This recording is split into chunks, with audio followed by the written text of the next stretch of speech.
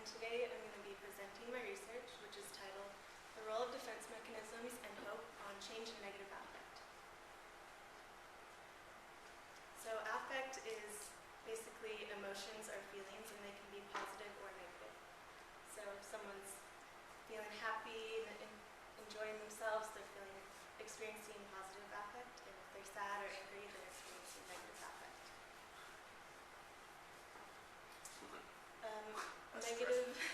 Negative events can cause negative affect, such as stress, like school, work, and money situations. Also interpersonal relationships, such as family and friends, and also overall poor mental health. So when I decided to look at negative affect, I wanted to find out a way to help people alleviate, if that's the word, their negative affect symptoms, and since everyone suffers from this, I thought it would be very relevant to study. And the two coping mechanisms I decided to study were hope and defense mechanisms. And I chose these because hope has been shown to be effective in treatments, and in Snyder et al. 1997, they found there's a positive correlation between hope and self-esteem in adults. And they also found that in athletes, they had greater self-esteem than non-athletes. And also within athletes, the ones that had higher hope performed better than those that had lower hope. And hope is part of positive psychology, which is basically what it sounds like, so focusing on the positive things and less on like internal mechanisms. And then defense mechanisms is the other coping mechanism I chose to study, and this is from psychoanalytic psychology, and DSM-4 defines it as unconscious ways in which people deal with anxiety and danger. So one study by Held et al. Found that defense mechanisms after brief cognitive therapy, they lasted after a year after treatment.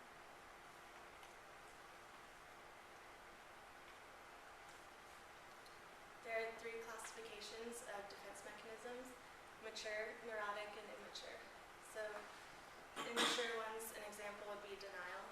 So at the bottom, he says, it's not denial, I'm just selective about the reality I choose to accept. And then neurotic is in between immature and mature, and it's not as detrimental as immature, but it's also not as beneficial as mature. So an example of this is altruism, and I can't read that from here, but you can read it. And finally, there's mature defense mechanisms, and this example is humor. So this old man's on the couch waiting for the Grim Reaper to come, and he says, "You're late," so he just kind of makes a joke in light of a negative situation. My hypotheses were to determine whether hope has a main effect on change in negative affect, to determine whether defense mechanisms have a main effect on change in negative affect, to see if there was an interaction between the two. And this is more of a goal, but to determine whether combining the two would increase people's ability to cope with negative affect.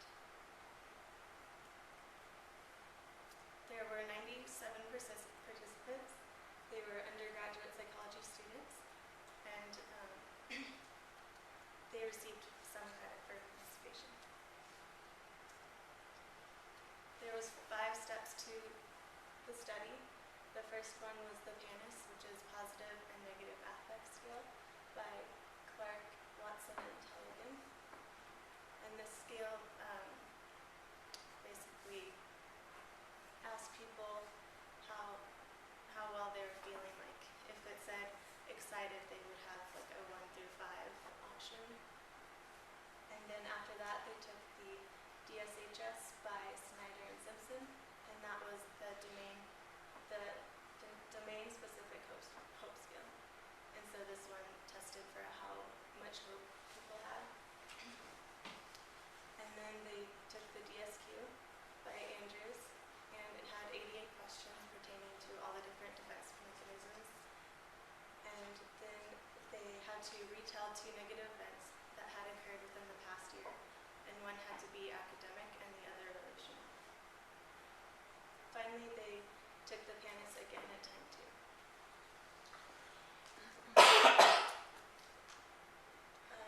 We added the academic and relational domain scores to get a total hope score. And then we chose 4 defense mechanisms to study: projection, isolation, altruism, and anticipation. And we chose those because of the 88 questions on the DSQ, there's varying questions for each mechanism. So for humor, there's only 2 questions pertaining to that. And so we didn't feel like that was something that we could look at. But then like projection had like 8 questions pertaining to that. So we decided to choose that, and we also chose them based on correlations. So these ones had the highest correlations with the most amount of questions. After all the data was taken in, we performed a regression analysis. This is just a table of partial correlations controlling for negative affect at time 1. So if you look here, negative affect at time 2, and then 2 is hope.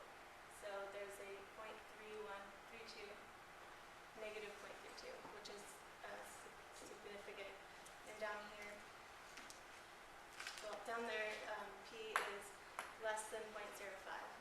But don't get confused because these are all greater than that, but their p-values were less than 0.05, and these are the correlation coefficients.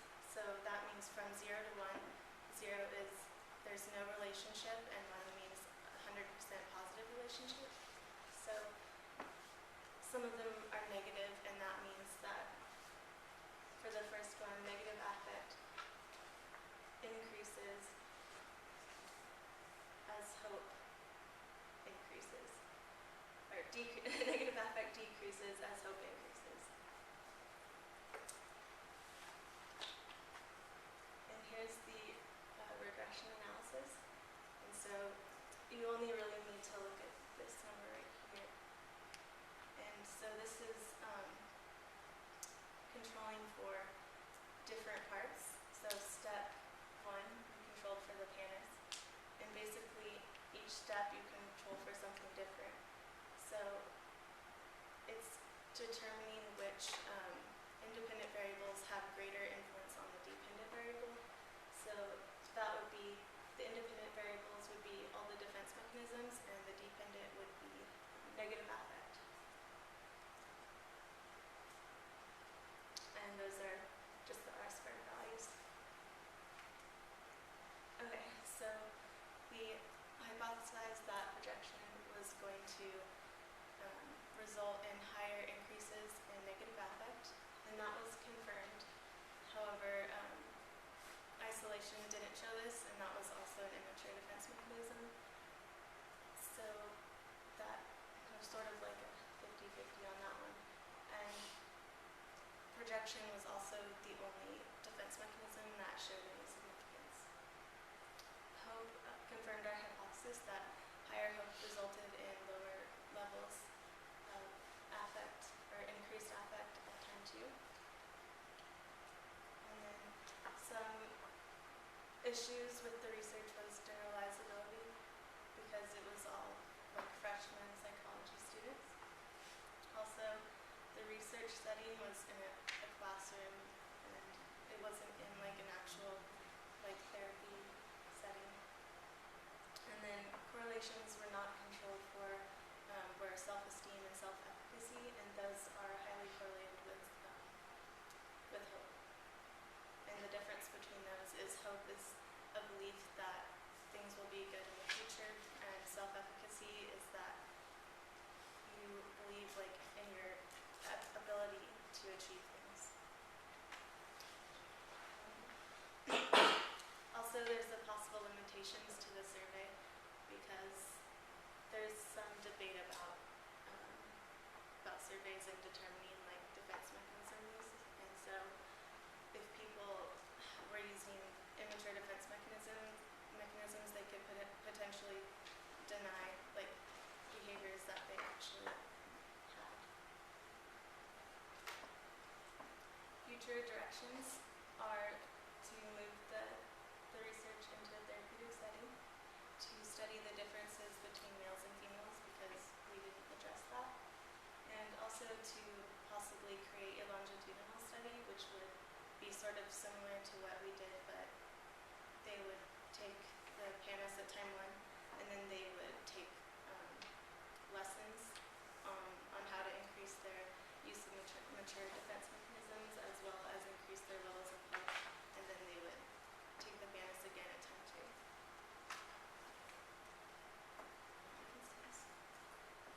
And I'd like to acknowledge Dr. Paul Paul, my mentor, Amelia Brown, Dr. McNair, and the Ronald E. McNair Achievement Program.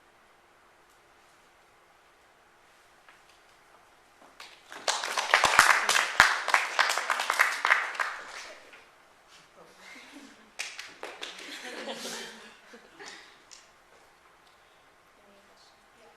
So what did you see help people like develop hope?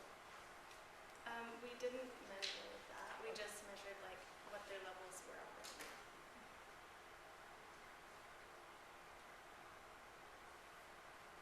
Can you provide some common defense mechanisms that people do? Yeah, there's, well, the ones I already went over, there's humor, denial, isolation. I didn't really explain what that meant.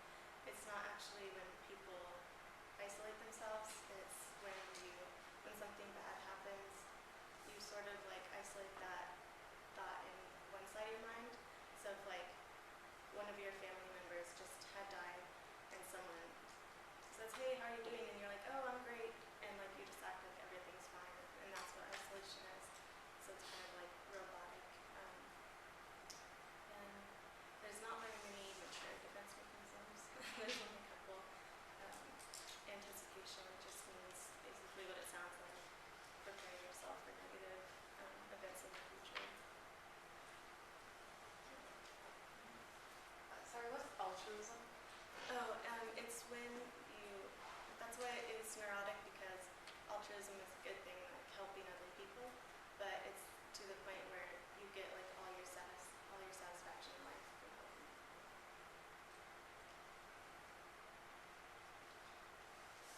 Do you plan on pursuing this when you go to grad school? I might try to publish it, but I'm not sure yet. But once I go to grad school, I think I would probably go in a different direction.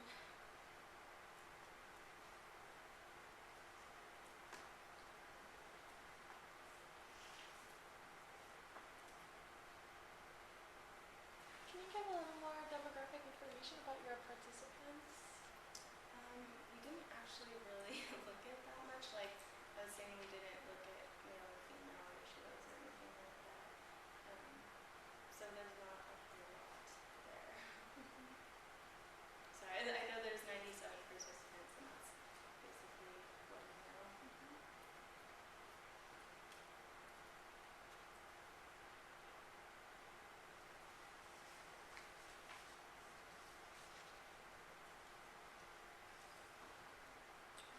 Any other questions for Kayla? All right, thank you very much. So we're going to go ahead and take a break. All right. So our next presentation will be at 10:15. We have about 30 minutes, so if you want to step out, grab a bite to eat, what have you. We'll start at 10:15.